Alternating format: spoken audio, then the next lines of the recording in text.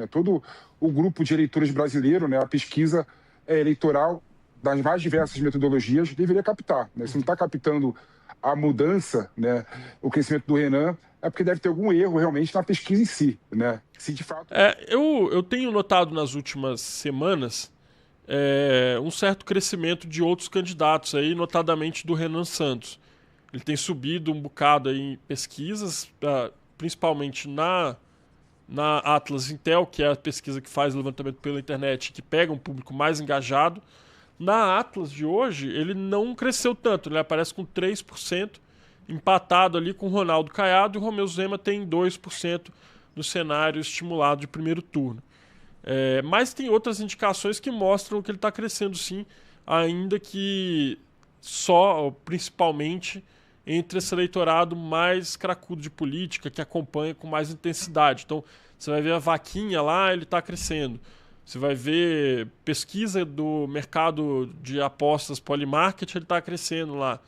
Então, eu acho engraçado que isso não se reflita na pesquisa da Quaest, porque já está aparecendo em outras pesquisas. Apareceu na Atlas Intel, apareceu na Real Time Big Data também, que também faz levantamento usando survey de internet. É uma diferença só metodológica? É porque o eleitorado dele não está em casa para responder pesquisa? O que você diria sobre essa questão, Felipe?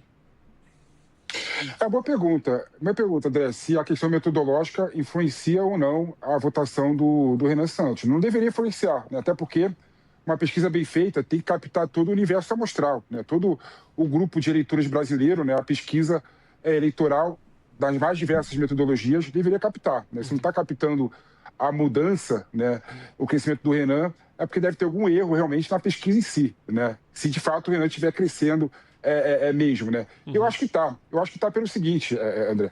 Quando você pega, por exemplo, as últimas crises do Brasil, né? INSS, a questão do Banco Master, a questão das organizações criminosas, né? Muita ligação com o político, você vê claramente ali, né, que tem uma ligação muito clara com o poder constituído, né? Com o establishment, né?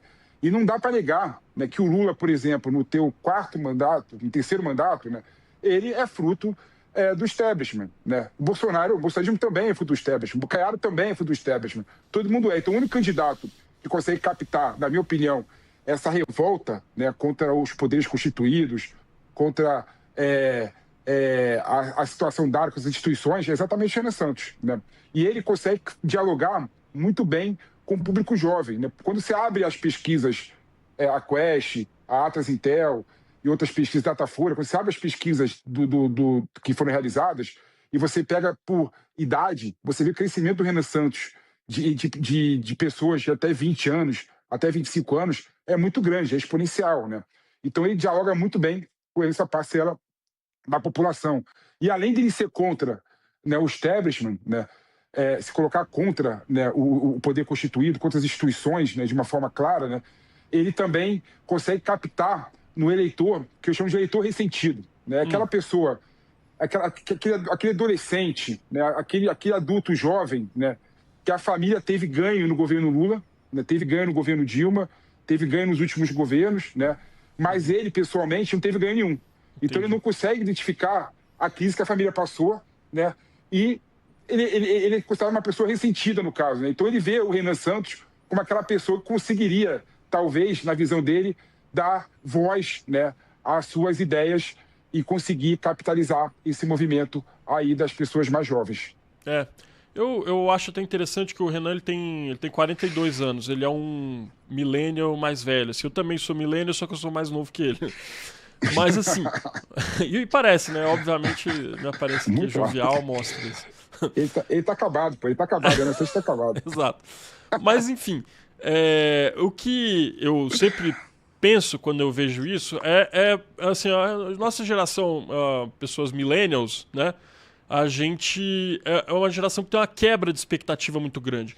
Porque, veja, a gente cresceu num período, a gente começou a ter memórias e a ver a economia mais de perto com o Plano Real.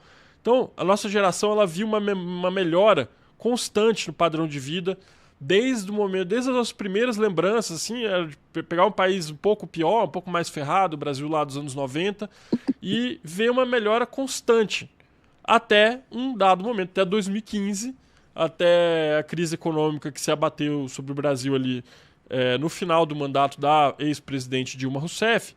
E aí teve a quebra de expectativa. Então a minha geração ela veio num processo de melhora e de repente quando estava entrando no mercado de trabalho, pum, cai tudo, né?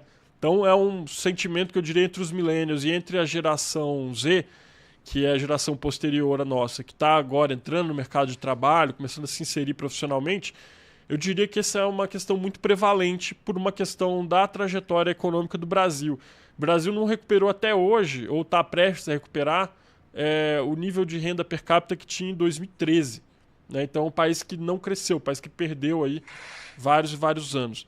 Só para terminar sobre essa questão da Quaest, a produção me lembrou aqui, ela mostrou sim um crescimento do Renan Santos, porque ele, em termos percentuais, assim, em termos relativos, ele cresceu bastante, porque ele dobrou, né? Ele estava, em relação à última pesquisa, ele cresceu bastante, mas ele ainda está ali no 3%, que é bem menos do que mostram essas outras pesquisas aí, a Atlas e a Real Time Big Data. Mas sim, a Quaest também já mostra um certo crescimento dele. Bom, eu acho que